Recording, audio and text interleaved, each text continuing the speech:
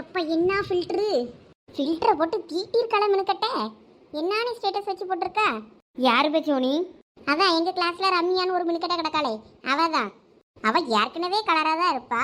இதுல இன்னும் rose powder kiss பவுடர்னு போட்டு ஃபில்டரை போட்டு அப்படி வெள்ளை உழுவ மாதிரி இருக்கா. சோனி கருப்பா இருந்துக்கிட்டே அவ்வளோ ஃபில்டர் பொடியாவ, அதுக்கு இது எவ்வளோ தேவலாம். விடு விடு. இவ கருப்பா இருக்கே சரி ஃபில்டர் போட்டாலும் சரி அழகா இருக்கணும்னு ஆசைப்பட்டு போடியாவங்களாம். இந்த மினுக்கட்டை ஏற்கனவே மினுக்கிட்டு தான் இருப்பா. இதுல ஏன் இன்னும் மினுக்கணும்னு கேட்கேன். சரி சரி சோனி பொறாமப்படாத. அவளை பார்த்து பொறாமப்படியாவ பொறாம. ஏ பிள்ளைகளா என்னம்மா? இல்ல அம்மா இதுல நல்ல மீனை கழுவி எடுத்து வச்சிருக்கேன். உங்க அப்பா வந்தாருன்னு வையி. அம்மா இதுல மீன் எடுத்து வச்சிருக்கலாம், பெருமைக்கு கொண்டு கொடுக்க சொன்னான்னு எடுத்து கொடுப்பியலா? ஏம்மோ அதை நீயே கொடுக்க வேண்டியது தானே.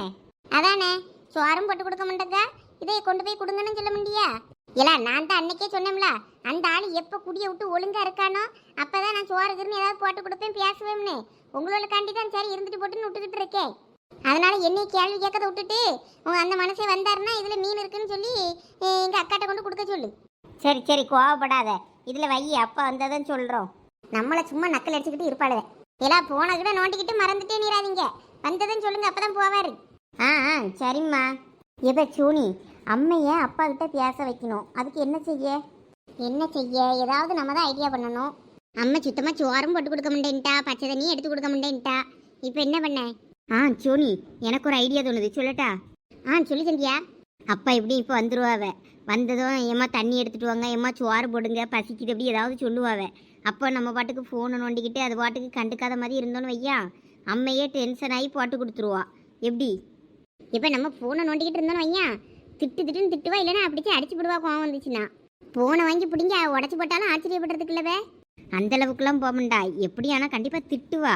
ஆனால் நம்மளை திட்டிக்கிட்டே எப்படியும் போய் சோறு போட்டு அப்பா கொடுத்துருவா, அப்படியே பேச ஆரம்பிச்சிருவா. எப்படி?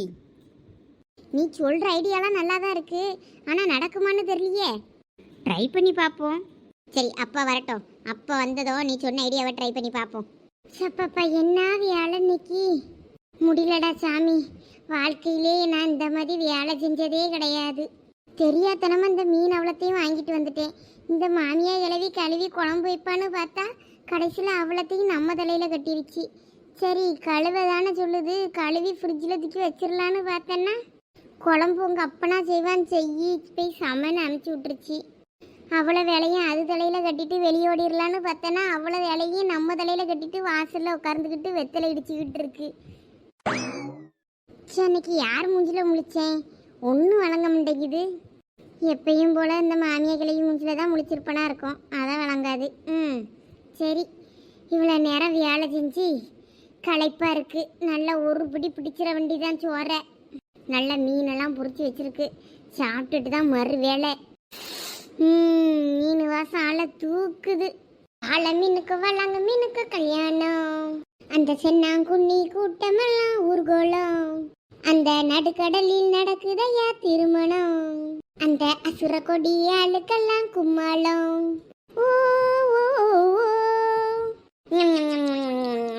கல்யாணமா கல்யாணம், வாழ மீனுக்கு வழங்கு மீனுக்கு கல்யாணம், அங்க சென்னாங்குண்ணி கூட்டமெல்லாம் ஊர்வலம். ஊர்வலத்தில் ஆடி வரும் நண்டு தானே நாட்டியம், என் மேல தாளம் முழங்கி வரும் வஞ்சிர மீன் வாத்தியம். பசி வேற கண்ணை கட்டுது. இவ சாப்பாடு செஞ்சாலா இல்லையா? சமைக்கன்னு உள்ளே கிடக்கா, வெளியே வந்த பாடு இல்லை. சமைச்சிட்டேன்னா வந்து சாப்பிட வாங்கன்னு கூப்பிடுவான்னு பார்த்தேன்னா இன்னும் கூப்பிட காணுமே. சரி இனிமே இவ மீன் கறி வச்சாலும் சரி வைக்காமலேயே போனாலும் சரி, சோறு எப்படியும் பொங்கிருப்பா. இவ்வளோ நேரம் ஆகுதுல்ல, கொஞ்சோட சோத்தை போட்டு உப்பை போட்டு தண்ணியை ஊற்றியாவது குடிச்சிட வேண்டியதான் கஞ்சியா. இதுக்கு மேலே இதில் எப்படி சாப்பிடாம உட்காந்துருந்துன்னா படபடன்னு வந்து போகும். போய் என்னன்னு பார்ப்போம். இதுக்கு நானே சமைச்சிருந்துருக்கலாம் போல இருக்கு, நேரத்துக்கு சாப்பிடையாவது செஞ்சிருப்பேன். கூவாறு கடலில் சேரு அந்த இடத்தில் அவங்க இத பார்த்து விட்ட உழுவ மீன் வச்சதையா வத்தீங்க. ஐயோ நம்ம வீட்டு உழுவ கிளவி பார்த்துருச்சே, நம்ம புருஷங்கிட்ட இது வத்தி வச்சிருமே. என்னலா ஒரே ஆட்டமா இருக்கு? வாங்க தேய் சாப்பிட்றீங்களா? அது ஒன்றும் இல்லை தேய், கீழே ஏதோ பள்ளி ஓடுன மாதிரி இருந்து அதான் பயந்து மேலே ஏறிட்டே மெத்துக்கிடுங்க, வேற ஒன்றும் இல்லை.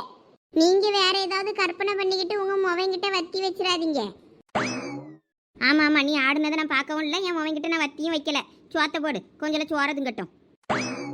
கிளவி அப்போ நம்ம ஆடினதெல்லாம் பார்த்துக்கிட்டு தான் இருந்திருக்கு. நம்ம தான் பச்சை மண்ணாவே இருந்திருக்கோம். குழம்பு நல்லா மணமா இருக்கே. வாழை இலையில சாப்பிட்டா நல்லா இருக்கும்.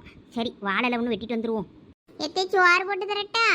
வயசான காலத்தில் மாமியாளுக்கு சோத்த பக்கணும் தான் பயிறு பயிரின்னு கொஞ்சம் சோத்த போட்டு கொடுப்போன்னு நினைக்காம இங்கன கடந்து ஆடிட்டு அடக்கா என்ன. சரி, இனிமே ஆனது ஆயிப்போச்சு. இரு, நான் கொள்ளையில் போய் ஒரு வாழையில வெட்டிட்டு வந்துடுறேன். வாழை இலையில சாப்பிடணும் போல இருக்கு. நான் வாழையிலையை வெட்டிட்டு வந்த அப்புறம் சோத்த போடு நீ. ஆடி ஆட்டம். லூசு கிளவி, சோறு போட்டு தரட்டான்னா வாழைலாம் வெட்டிட்டு வரேன்னு போகுது. இனிமே அதை வெட்டிட்டு வந்து எந்த காலம் இதுக்கு சோத்த போட்டு கொடுத்துட்டு நான் திங்குது. சரி, அது வர வரைக்கும் இந்த மீனையாவது தும்போம். மீன் குழம்பு நல்ல வாசமாக தான் இருந்துச்சு. நல்லா தான் செஞ்சிருப்பான்னு நினைக்கேன்.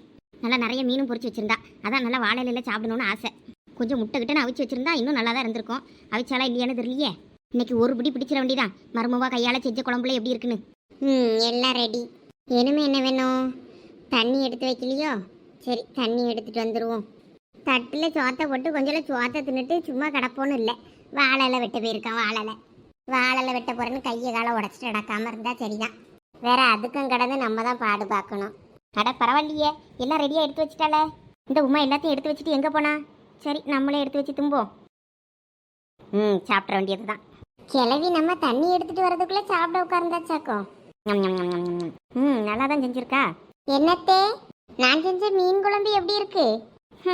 சொல்கிற அளவுக்கு ஒன்றும் பெருசாக இல்லை. கொஞ்சம் புளி சூறாக ஊற்றிருந்துருக்கலாம். உப்பு கூட கொஞ்சம் போட்டிருக்கலாம். எல்லாம் கொஞ்சம் கொஞ்சம் குறவு தான். காட்டமும் ஒன்றும் பெருசாக இல்லை. மிளகுத்தூள் கூட இன்னும் கொஞ்சம் சேர்த்துருக்கலாம். கிளவி நம்ம சோத்தை 1000 குறை சொல்லிட்டு என்ன நீ கப்பு கப்புன்னு அள்ளி அள்ளி வாயில கப்புது பாரு. இந்தாங்கத்தே தண்ணி, பார்த்து விற்கிற போகுது. இல்லை, தண்ணியெல்லாம் ஓரமாக வை. தண்ணியை இப்போ குடிச்சனா வேற சாப்பாடு எப்படி சாப்பிட்றது? சாப்பிடும்போது சும்மா சும்மா தண்ணியெல்லாம் குடிக்கக்கூடாது. வேற ஒழுங்கா சாப்பிட முடியாது. அதுக்கு ஓரமாக வச்சுட்டு போய் நீ வேலையை பாரு. நீ சாப்பிட்டியா இல்லை சாப்பிட்றியான்னு ஒரு வார்த்தை கேட்குதா வேற கல் நெஞ்சக்காரி. இது என்ன நம்மளை கேட்குது? நம்ம பாட்டுக்கு சோத்தை போட்டு திங்க வேண்டியது தான். போய் தட்டை எடுத்துட்டு வருவோம். மீன் நல்லா தான் பொரிச்சிருக்கா. அதான் இவ்வளோ மீன் இருக்க, இதையும் சாப்பிடுவோம்.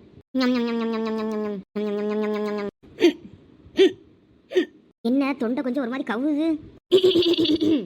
என்ன கிளவி இப்போ பாட்டுக்கிட்டு பாட போகுதா? குரலெல்லாம் சரி பண்ணுது. என்ன ஒரு கேவலமான குரல்.